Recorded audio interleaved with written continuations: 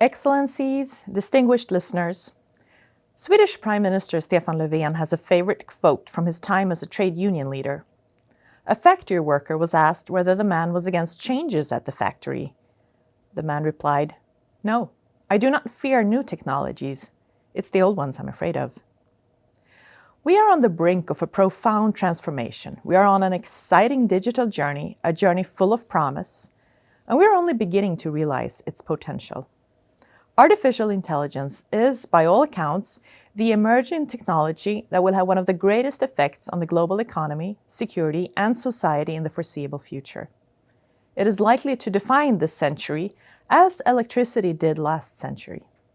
Used correctly, it can create better and safer jobs, improve our daily lives, generate sustainable solutions, and create more secure societies. We should welcome this digital transformation by actively promoting innovation and the exchange of ideas. But as history has taught us, technology shifts also come with new challenges that we must address. The risks and opportunities associated with AI are not only technological. Accounts need to be taken of ethical, moral, and legal issues, and challenges related to rule of law procedures and the automation of decisions. With society increasingly relying on data, algorithms, and digital technologies, we need to set high standards when it comes to security and integrity, and we must address the cyber threats that are constantly present. Maliciously exploited, AI and other technologies threaten democracy and human rights, and they have the potential to threaten international peace. It is imperative that we establish the necessary regulations to ensure that such technologies are not misused. With emerging technology comes great responsibility. This is why, in the past few years, technology has taken center stage on the global political arena, not least when it comes to security and defense policy. The United States, the European Union and its member states, Russia and China are all in a global race for AI dominance. It's a race that may have profound effects on security and defense, democracy, and human rights. The parallels to the structures established for cooperation on peace and security are evident. Democratic states have long believed in building security together with others, developing capabilities to support joint efforts to uphold peace and security. Today, we need international cooperation, in particular among democratic nations, to ensure norms that allow for innovative use of technologies while protecting privacy, integrity, our open societies, and democracies.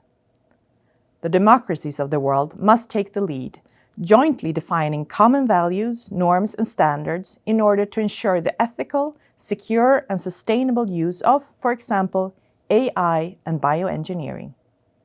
Regulations should be technology neutral, and regulatory differences must be avoided. Collaboration and competition must both be based on a level playing field.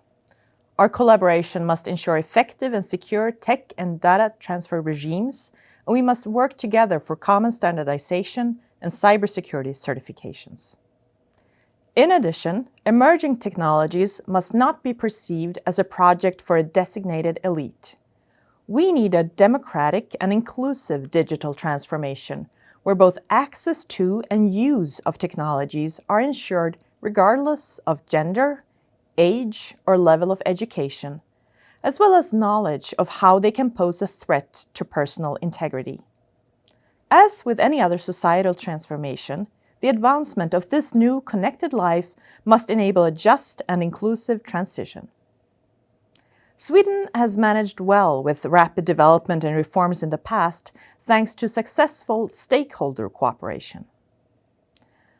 A challenge that all democratic societies face is the need to ensure trust in technology.